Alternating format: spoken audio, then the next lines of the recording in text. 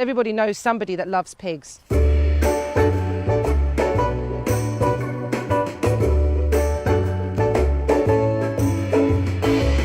I never thought of pigs my whole life. It was my daughter, Eva, who's now 11. When she was about 4, she discovered Babe. And then she kept asking, Mum, can I have a pig? So I gave a bit of thought and I said, all right then, let's look into these pigs.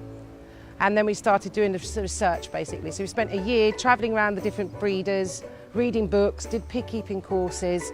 And then I converted my garden into a miniature farm. And I realised then that there was nobody in London that had any pigs, like miniature pigs, little pigs. And that's basically how the business started. We started doing events, shows, parties, schools. Visitors kept coming. We started to do fashion shoots, TV shoots. We've done things like wedding receptions, lots of hen do's. It's just grown into something that's really amazing. We're now on our 5th farm in 6 years. So basically we've expanded from my garden to a small field, to a bigger field, to a farm, and now we've got this 3.6 acre farm in Amersham.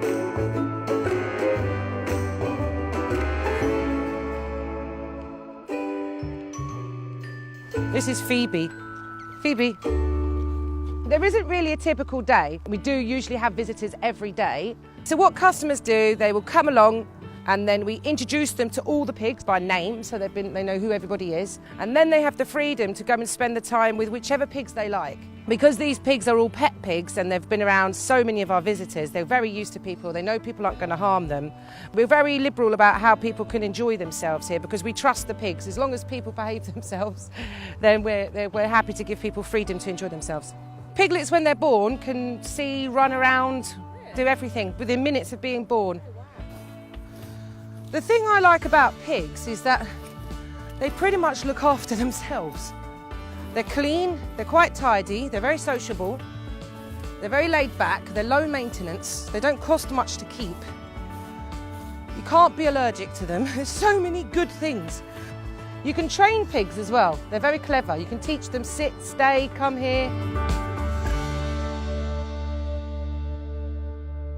Over time, people started to realise how intelligent pigs are, how clean they are, how low maintenance they are, and in fact, they'd probably make a very good pet. So, about 20 years ago, certain breeders, the founders, started to breed the pigs down for the purpose of pets rather than for meat. But even still, at that time, they were still not micro. The word micro is a bit of a deceiving word because we always think of microchips and micro things as being very, very small. Because I think in the beginning, people were either missold pigs as micro pigs because people were just being greedy and just sold them a piglet of a normal rare breed and then they grew to be a big pig.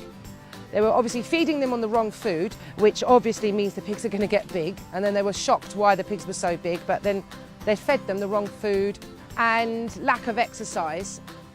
But over the last 7 years, with my experimenting with feed, keeping them on a low protein, high fibre diet, giving them lots of exercise and selectively breeding the smallest of the pigs with the smallest of the pigs, we've reduced our pigs by 6 inches, but that did take 7 years. It is a slow process, and I think people need to be more realistic about the actual size of a normal pig versus a miniature pet pig. So this is Jill. So she's fully grown and she's around 4 years old. And as you can see, she's below the knee. So anything below the knee is considered a miniature pig. You have to be realistic. They're more like the size of a medium dog. But that wasn't what we started off with 6, 7 years ago. They were double this size. So I'm quite happy with that.